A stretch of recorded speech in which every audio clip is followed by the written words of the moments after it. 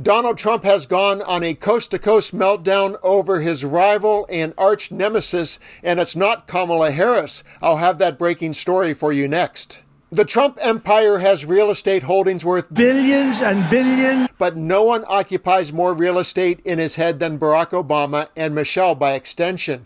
And after their scathing remarks at the Democrat National Convention, here's a 78-year-old billionaire who has not stopped whining about his problems since he rode down his golden escalator 9 years ago. For years, Donald Trump did everything in his power to try to make people fear us. See, his limited, narrow view of the world made him feel threatened by the existence of two hardworking, highly educated, successful people who happen to be black.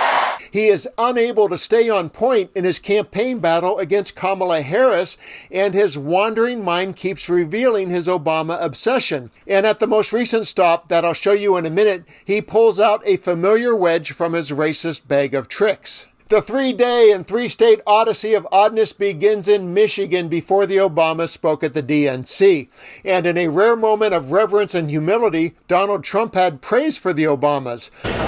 I like him. I think he's a nice gentleman, but he was very, very weak on trade. If you take a look at what happened to our country trade-wise, it was a disaster. Take a look at Japan, take a look at China, take a look at what happened with some of these countries, what they did. But I happen to like him. I respect him and I respect his wife. But then the Obamas spoke at the convention, triggering the Trump slow burn that resulted in the most recent rally video from Arizona with his most recent racist outburst. And that's coming up. Before Arizona, he appeared in North Carolina, and in a not-so-rare moment, he showed that he was hurt by their comments and lashed out. These two clips were 30 minutes apart in his speech, showing just how deep the Obamas reside in his head. Did you see Barack Hussein Obama last night? Take little shots. He was taking shots at your president. And so was Michelle. You know, they always say, sure, please stick to policy, don't get personal. And yet they're getting personal all night long, these people. Do I still have to stick to policy? It could have been Barack Hussein Obama, perhaps we should ask him. Now, he was very nasty last night. I try and be nice to people, you know, but it's a little tough when they get personal. And in a few seconds, the moment you've been waiting for, the most recent Obama attack from yesterday's rally in Arizona. As you saw in North Carolina, he's been underlining Hussein whenever he says Obama's name. It's a racist dog whistle, and you'll see more of that. And to put a fine point on the rambling mess that Trump is, know that in the 90 seconds before this clip, he said immigrants are raping and pillaging. He mentioned the coup narrative. He blamed VP Harris for inflation, the catastrophic Afghanistan withdrawal, and the Putin invasion of Ukraine. I'll spare you that mess to give you this bigoted mess. And then we had a tremendous election where we did probably 10 or 12 million more votes than we got the first time. You know, most presidents don't get as many votes the second time because people get bored, but they don't get bored with me. They get bored. No, they get bored. Like Barack Hussein Obama. That was the dog whistle. Got far fewer votes the second time, and he won. He won.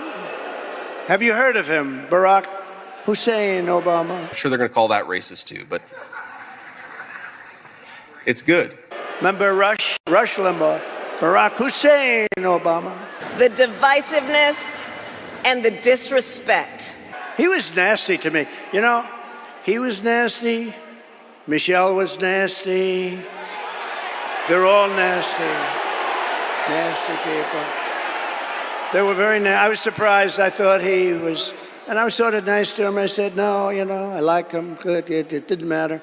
They were nasty to me. I've now done several videos on the racism that Donald Trump peddles, especially with regards to the Obamas and Harris, but I'm going to keep hitting him and others over the head with it because it cannot and should not be ignored. His frequency needs to be met with a higher frequency. By keeping this issue at the forefront, we resist the normalization of racist ideologies in our culture. Confronting Trump's words and actions isn't just about him, it's about defending the principles of democracy and sending a clear message to those who are tempted to follow him. We have seen that movie before, and we all know that the sequel is usually worse. I'm Dan, and thank you for watching, and let's continue to occupy democracy together. I am feeling ready to go.